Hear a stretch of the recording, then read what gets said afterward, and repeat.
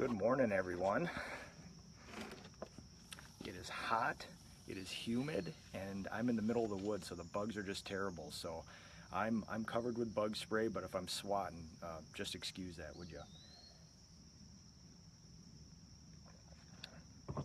Thank you guys for turning in here. I am Nick Slavic. I'm the proprietor of the Nick Slavic Painting and Restoration Company in Minnesota here. I'm also the host of Ask a Painter Live. I will use my over 2 decades of painting and restoration experience to answer all of your questions live. You can send me questions during the week, you can send them during this live feed, and you can also send them after, and I will collect them and I will answer them all for you live. So,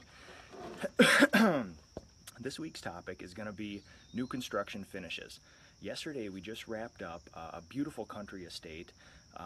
The homeowners wanted me to finish all the woodwork in their house. It was all solid oak, very high, very interesting profiles, all made by an Amish fella over in Wisconsin. So everything was nice and solid. And nowadays, you know, in a day of veneers, MDF, polystyrene, expanded foam trim, all this other weird man-made stuff, it's always a pleasure to work with real wood, and not only real wood, but a real hardwood. So the finishes and everything are just beautiful, especially when you use an real oil varnish, oil stains. I'll get into that stuff later, but one of my pet peeves is the state of new construction finishes. So for all you contractors listening, certainly weigh in on this. I know that we're copacetic on a lot of this stuff, and homeowners, if you have any questions about what should be done, what's done to your place, you know, questions about process, products, whatever else, this is the time to get them all answered. And I have a feeling that this will probably be a two-parter, only because there are so many questions from both sides about this. So I will describe first the current state of new construction finishes. Now, I'm from Minnesota, the Midwest here. We have, you know, the county that I'm in, Scott County, was one of the largest growing counties since the last housing boom here, and even in the United States at some point. So we have tons and tons of new houses. And now that the real estate market is getting low on volume, inventory here, people are building a lot, people are, you know, whole house remodels, things like that. So there's a ton of new construction going on. When I see your average $200,000 to $400,000 house, which would be anything from an entry-level house to maybe a move-up house, ceilings are usually left unfinished. In our neck of the woods, popcorn, acoustic, cottage cheese, whatever you call it, is not in vogue anymore, and people are getting rid of it. A lot of what you see now is probably 15 to 20% flat ceilings, and then you know, 85 to 80% hand troweled with a swirled pattern or something like that. I would say almost all of the people who build new houses leave those ceilings unfinished, unpainted, so it's bare drywall mud. Nothing wrong with that. It's even, it's white, it's good, but just understand that you basically have bare drywall mud over your ceiling. And most of the homeowners who build new houses end up cutting costs that way by saving on the ceilings, because the day you move in, everything still looks white. So good to go. Now, state of the walls. Walls, I could not be more angry at drywall and the current state of what is the standard now. I usually never talk poorly about other contractors, because everybody has their own market, everybody has their own methods. Certain products serve a certain market. I completely understand that stuff. You know, a guy who does apartment repaints is going to do something much different than high-end, you know, custom homes on a lakefront. So, having said that, tract apartments all the way up to $5 million homes all have the same drywall finished the same way in them. And it's everything is going now. It used to be pretty heavy gypsum board. Now it's lightweight board. And it used to be tough mud, all-purpose mud. Now it's lightweight, easy sandable, no dust mud. So basically, you know, even 20 years ago, maybe 25 years ago, you could walk up to a wall and you couldn't push your fingernail into the wall. The mud was hard, the walls were hard, it was a great finish, it was dent resistant, it took paint beautifully. Nowadays, you can walk up to a wall and you can basically just push your finger and make a dent. Oh, we got the homeowner's puppy here running around. So now, drywall could not be softer. If you take a broom on a new construction site and lean it up against the wall, you might leave a mark in the wall, which is horrible. Now, the reason guys do this is because the lighter weight stuff, obviously the boards are easier to handle, the mud is easier to sand. Go on, puppy, go on, get! The mud is easier to sand, making it easy for them with less labor. Sorry, we got a big old German Shepherd here running around, but he's friendly. So it makes it easier for everyone else. And we go back to these questions that I always ask. Do the drywallers do this because it's better for them or better for the homeowner? And this is a clear case where I am morally opposed to this sort of stuff because there is no benefit to the homeowner. The homeowners getting charged the same price as they used to be for the good drywall, the heavy drywall, the thicker, harder to handle, and the heavier mud, but they're just getting a lesser quality now. So to me, that's where, this is an area where contractors get a bad name when they do things like this. This is a clear case of there is no benefit to the homeowner, and all the benefit goes to the contractor, but they're not making a inclusion in the price. They're not adjusting their price accordingly. So what do people do with these walls then? Well, in my area, what I find when I dig through the basements of these new homes and I find the old 5-gallon buckets, they're using the lowest of the low paint. Everybody knows when you go to your Sherwin-Williams, these are products that are not on the shelf. You have to ask for them in the back. Homeowners would never even know they exist. Contractors know them because they're between 15 and 18 bucks a gallon at a contractor price. And this is the proverbial builder's flat, which is basically talcum powder, water, and a little tint in a can. And the reason that guys use this stuff, and normally in my neck of the woods, when I find these 5-gallon buckets in the basement, you pop them open and even a year later it smells horribly of mold and mildew. And the reason that is because it's watered down, and the microbes in the water get in there and they stew around in this nice warm basement. Paint left alone usually does not rot on its own. It's got some antimicrobial benefits to it.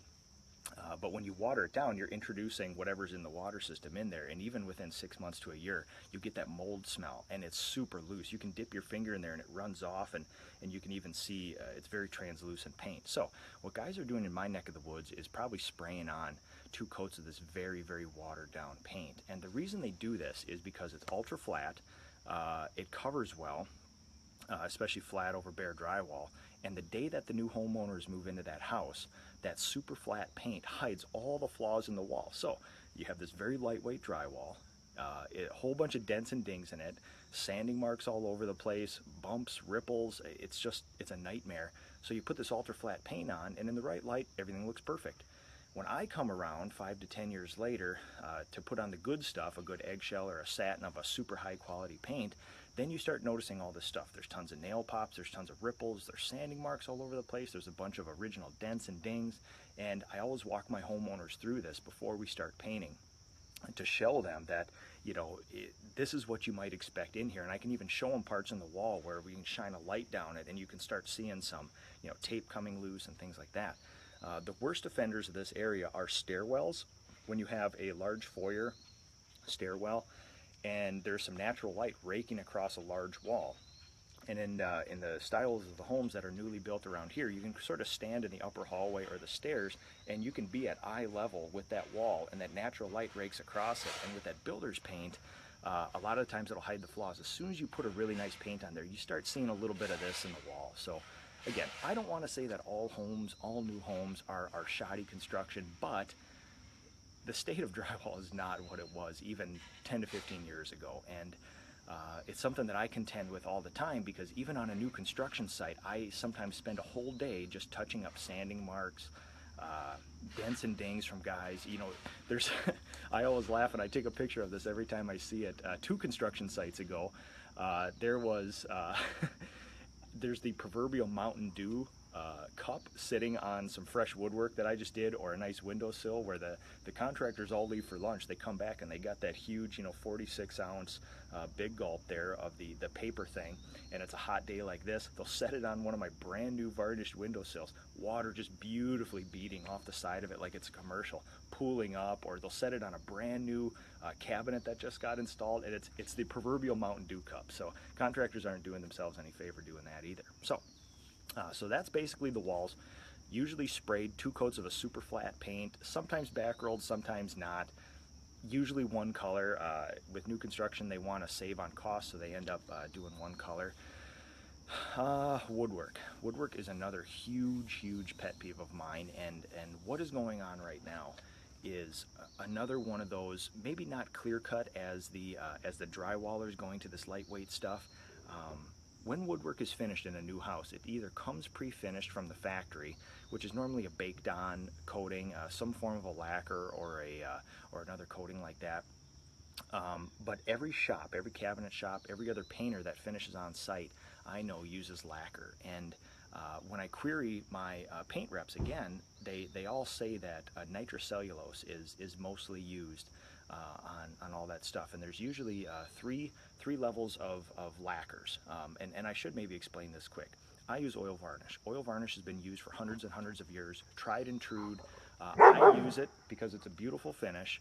The downsides is it takes longer to dry, so you have to wait in between coats, and that's why guys have moved to lacquer now. Lacquer is a much more caustic product. It dries quicker, it sands quicker, and a lot of times in a half an hour you can recoat the stuff, whereas my oil varnish, a lot of the times you have to wait a whole day to recoat. And I think the dog is just finding a rabbit. I don't think he's attacking my crew yet. So what normally happens is there's three levels of lacquer. You have nitrocellulose on the low end, you have pre-cat in the middle, and then you have conversion varnish on the end. Conversion varnish on the highest end is normally done in high-end furniture shops, things like that. The guys who know and like it use that stuff. The pre-cat is what most guys say they use. When I talk to my paint reps, pre-cat would be a little more resistant to water and scratches and things like that. When I talk to my paint reps though, the amount of nitrocellulose that they sell would lend me to believe that most guys are using nitrocellulose, which is basically just a cotton fiber soaked in a chemical. It liquefies it, you put some resins in there to make it hard, and you go. It is the lowest form of wood finish.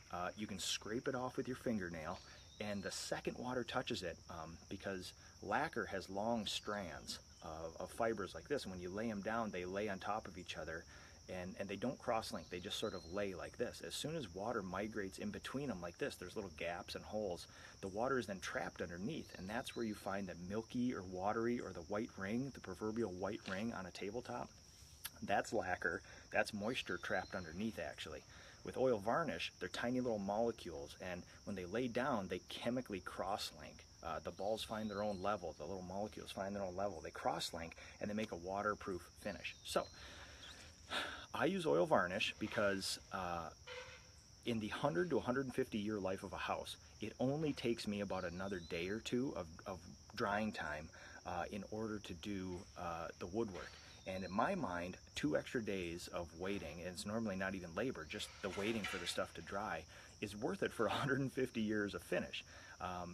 I actually do quite a bit of woodwork refinishing in homes that are less than 2 years old. You have the 2 cabinet doors underneath the sink, you have the silverware drawer, you have the dishwasher drawer or the drawers surrounding it, and the ones next to the stove that get the most use. Within 5 to 10 years, the wood is starting to turn a little bit black because the finish is long gone, the stain is worn off, and now there's hand oil, cooking oil, other things on there. And these are houses 5 to 10 years old. With oil varnish, you do not get this. There's a lot of farmhouses in my area that have the original shellac or oil varnish on there 100 years later, and as long as they weren't submerged in water or rotted, they're still there. So for 100 years, that little bit of extra labor to me is worthwhile. Again, I hate to say anything bad about contractors, but this is a pure case of when you decide as a contractor to go from lacquer, nitrocellulose lacquer, to oil varnish, or vice versa. We've always done oil varnish, now we're moving to nitrocellulose lacquer. Is it better for the homeowner, or is it better for you? And this is another clear case. I would be hard-pressed to get one good answer out of a guy who does new construction with nitrocellulose to say he chose this product because it's better for the homeowner. It is only better for the contractor. I recently spoke to a guy who is now retired, but he used to do homes for one of the largest home builders in the Midwest here, and probably the nation. And they'd be putting up a house a day here in their new developments. And he said with his crew of 7 or 8 guys, somewhere between 2,500 and 2,800 square foot new home, walls and woodwork, they would stain the woodwork, 2 coats of lacquer, and paint all the walls 2 coat one day with all those guys. So you tell me, is that better for the homeowner, or is it better for the contractors? Because I guarantee you those homeowners are not getting the one-day cost of painting. They're getting what it costs me to actually go in there and do all that stuff, buy the technical data sheets. And you guys know what a fan of technical data sheets I am. If you follow the sheetrock, the actual company sheetrock, if you follow their recommendations on their website, all of the new construction finishes, all these, you know, spray and pray sort of jobs with ultra flat paint, they don't conform to the standards that are put forth by the drywall manufacturers, and they certainly don't conform to the coating manufacturers. So having said that, I'll walk you through what actually should be done. And this is not some crazy process. This is not something that I dreamed up as a professional. This is just following the technical data sheets of the coatings. Walls. Walls should be free of dust, and the whole job site, for that matter, should be free of dust. What I do is with my guys, usually on average it takes us 30 to 40 hours to turn a job site into a surgical suite, which is de-dust everything, move all the clutter, get rid of the Mountain Dew cups, things like that. 30 to 40 hours just to clean it so it's a dust-free environment, so you're not tracking this all over the place. And that includes getting all that old drywall dust off of the walls. We prime it with a PVA primer, a specific primer for new drywall. Let that dry overnight, and you sand that again, because when you have drywall, you know, you have the mud joints, and then you have the field, which is that gray paper. When you put that primer on, it raises the grain of that paper, and you have to scuff sand it again. We're not sanding like drywallers to remove anything. We're basically just buffing the surface to get a smooth finish. We clean the dust off again, and then we proceed to do our touch-ups of nicks. And like I said, even on a new construction site, which should be perfect walls, I usually spend a day myself going around and fixing things, which, again, I'm cursing all the drywallers the whole time I walk around, because if some other contractor had to come in and spend a day fixing my painting stuff, you know I'd hear about it. But again, this is what's acceptable. This is what people accept from certain contractors like that. And then we do 2 coats of very high quality, either eggshell satin or a flat enamel. Very high quality stuff. The flats I use still have the slightest bit of shine in them. I do not use builder's flat. I do not use any of that. I don't want to set up my families for disaster with that, especially if they have kids and pets like that. So basically, that's what should be done to walls. This is not some high-end, only for rich people process. This is actually what is required by the coating and the drywall manufacturers. So if you're building a new house, if you have built a new house and you're wondering about process, you know, you can bring out the technical data sheets for the drywall and for the paint, and if your contractor is doing something else, just ask them to explain. And you know what, if they're giving you a huge concession in price, if the price is 50% less based on that, that's fine. But you usually find that there's no concession in price, that they're charging you for that process, the process that I do, and you'll get the other process. So let's see, woodwork. Again, the standard for woodwork, either painting or staining, is usually a three-step process, give or take, with cleaning in between. If you want the wood grain, you stain it. That gives the wood the color, and then normally back it up with 2 coats of a clear finish. Now, again, I use oil varnish, so that's just my process. The woodwork has to be clean. I inspect everything for defects, especially doors nowadays. You would be hard-pressed to find a solid wood door anymore, and if you do, it'll cost you a fortune unless you're salvaging old stuff. So I inspect all these doors. What they are is a fiber core door, made up wood fibers and resin, and they lay on about a 1/16 inch of wood grain over the top. And these are notorious for having flaws, and a lot of the flaws aren't gouges and dents and this like that. It's more of burnishing. Like, you can tell at the factory a couple of guys probably slid it across something, and it's not a real scratch, but you can tell it just got pressed really hard on something. And a lot of the times you won't notice this stuff till you stain it. So I inspect all my doors, and lately I've actually been taking to videotaping staining doors, because people do not believe me when they find all these flaws in the doors after the staining process, especially nowadays when everybody wants almost black colored woodwork or very, very deep colored woodwork. So what I actually do is I set up the iPhone, and I sit there, I stain the door. My 3 guys are right there with me, and they're wiping as soon as I go, just to show that we didn't leave the stain on too long. We're doing everything by the specs of the stain. They want you to wipe it somewhere between, you know, a minute and 5 minutes, so they're right behind me wiping. And then we video the door. And on this last project, I noticed some pretty heavy flaws in the doors right away. So I actually invited the homeowner to come out and watch the process. So when he went back to the, the lumber yard and then the dealer of the doors, I mean, he saw it, and he was actually generaling his own project. He saw it, I saw it, we had video evidence of it, and it's just something, sadly, again, the state of new construction, this is what you have to do. It used to not be this way when we worked with solid wood. The wood would take stain beautifully. Nowadays with these veneered doors, if everybody wanted golden oak veneered doors, there'd be no problem. There'd be no blotchiness and all these other flaws. But everybody wants very, very dark colors now. So you're getting a bunch of blotching, you're getting a bunch of this other stuff, and I just document it. And I try to be as honest with the homeowners as possible. I've seen it enough now where I even brief them beforehand. I say, listen, I'm going to videotape this, and you're more than welcome to come out here, but with the stain color you picked and the doors you picked, just be prepared for this. So before we get into 30 to 40 doors staining, I usually do 1 or 2 as a mock-up for them and do that. So and again, I hate to say anything bad about other contractors, but I appreciate I can understand why people are going to nitrocellulose lacquer and builder's flat, because the builders require that of you. If you want to be a guy who does only new construction throughout the year, you're going to be asked to do a very poor finish at a very low level many times over and over again. You're always going to be under the gun. You're always going to be paid late.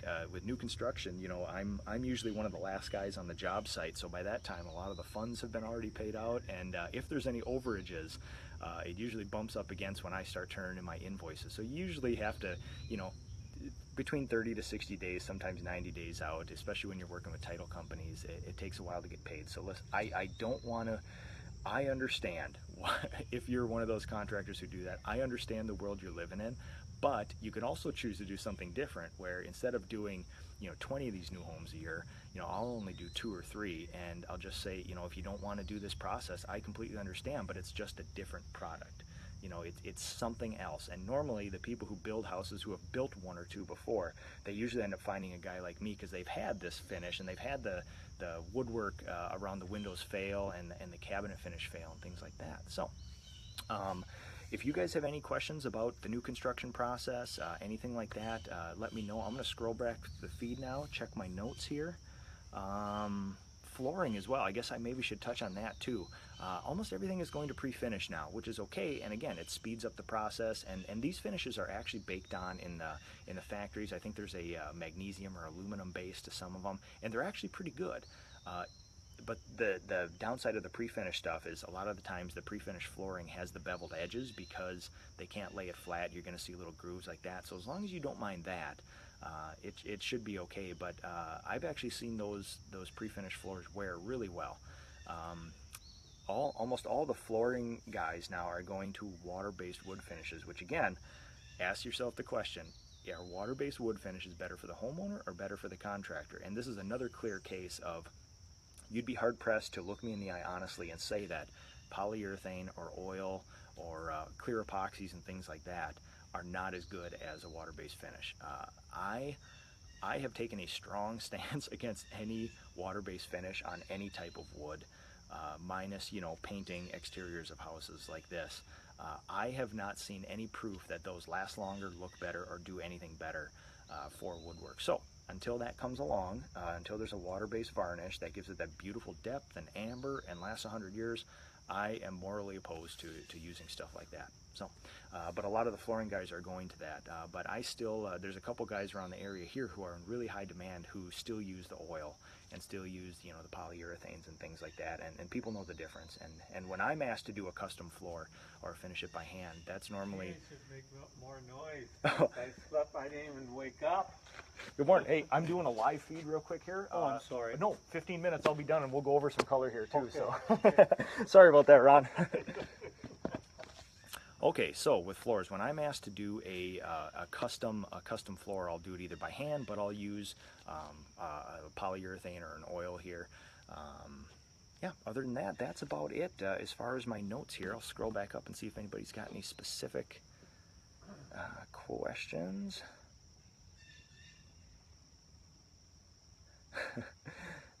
Don, no, I bring my coffee with me, man. I try to stay, he asked where the coffee pot was. I try to stay self-sufficient. Me and the guys, we bring all our food, all our water, and everything else, and I usually make a couple extra cups of coffee and put it in the insulated mugs there for traveling, so. Yeah, all right. Well, I'm looking for a topic for next week. Next week, we're actually heading out a couple hours away, and me and the guys are going to be staying down, and we're going to be doing a complete farm restoration. We're doing house, we're doing barn, we're doing chicken coop, we're doing machine shed, we're doing pump house, we're doing the whole works. So, I think next week's Ask a Painter may be taped unless I can get Wi-Fi way out in the middle of nowhere on this farm. So I'm looking for a topic for next week as well. So if any of you have any suggestions for me, I can certainly go over the restoration of agricultural buildings if you like. Otherwise, we may just end up doing a grab bag. Roger asked preferred ceiling paint. You know, it all depends on if I'm doing a repaint or if I'm doing new stuff. This is the one case where a lower grade paint, in my mind, is suitable, and I can actually look the homeowner in the eye and say, if you're going to save a little money on paint, if the choice is Benjamin Moore Aura for 78 bucks a gallon, or a lower grade flat white paint for maybe 20 a gallon, this is the place to do it because humans don't come in contact with it. It's gonna get ozone contamination just from living, especially in the kitchen. You'll notice that it may not be noticeable right away, but 10 years of cooking in there, if you were to dab some white ceiling paint on a kitchen, most of the time you'll see a huge difference. It's such a slow deterioration of the paint. I shouldn't say deterioration, discoloration of the paint, that you sometimes don't know it, but you will know it eventually. But yeah, this is the one case where I may use a lower grade paint. I will still try to find something that's ultra flat, that covers well, and that will still create a waterproof coating on the ceiling. Let's see here. Ceiling paint, PVA primer of choice. Actually, you know, Ace Hardware has a very good PVA primer, and for the cost, I see no difference between a lot of the other big brands. It's just the standard new drywall primer there. And a lot of the times, you know, I'll tint that stuff too. Even if it's going to be white walls, I'll put a whole bunch of KX tint in there. It makes it hide a little better, and especially on that on the paper and stuff like that, it hides well. Let's see, Don's got another question here. Biggest problem in our trade is that the education of the customer. They've been getting bad info for too long, and it's imperative that we work to fix that. Keep fighting the good fight. Yeah, and you know, I come from a point where I guess I've been doing this long enough where I would rather not ever do new construction again if I had to do it to the standards that most builders recommend. But I try to educate the customer, and I give them my process, and if it's too much money or it's too much time or my demands for a dust-free, you know, maybe get the contractors out for 2 days while I put the last coat of oil varnish on. If that doesn't conform to the standards, I know it's not worth trying to fight them on that and say, well, listen, I'll figure it out, I'll do it. I just know that by these standards, I can create a very beautiful finish that will last 100 years. And if their expectations is not that, then I have no problem just saying, I completely understand. If it doesn't meet the budget or you expect something else, no harm, no foul. I completely understand. So, yeah. Other than that, let's see if we got any more questions here. I think that's about it. I should mention that Jerry Rabushka, we had a great conversation, and he actually did a beautiful feature in the Paint Contractor magazine here. Very well written, and yeah, a whole bunch of stuff here. The only addendum here, and we caught this too late, but this picture here with ladder jacks and stuff, not mine. But it was just omitted from another thing. But all the rest of the pictures in there are projects that I've actually done or restored. So again, podcast with Tom Reber, the Strongpreneur podcast on iTunes if you want to hear more about my philosophy on this stuff. Podcast with Chris Shank, the education guy at PDCA, on SoundCloud. The Paint Contractor magazine, I know everybody here subscribes to that, especially you homeowners. And then In Paint magazine, also we did a phone interview a couple weeks ago about color process and how I help my customers with color. And if you want to see more of that, I did a joint live broadcast with the PDCA where I did a half an hour estimate and live color consultation through them. It's archived in the Contractor College at PDCA. It's also on my YouTube page, Nick Slavic Painting and Restoration Company. And give me some feedback, guys, on these live feeds. I'd be happy to know what I'm not doing, what I should be doing, and what you guys would like to see more of. Thanks again for tuning in, guys, and send all your questions during the week. Talk to you later.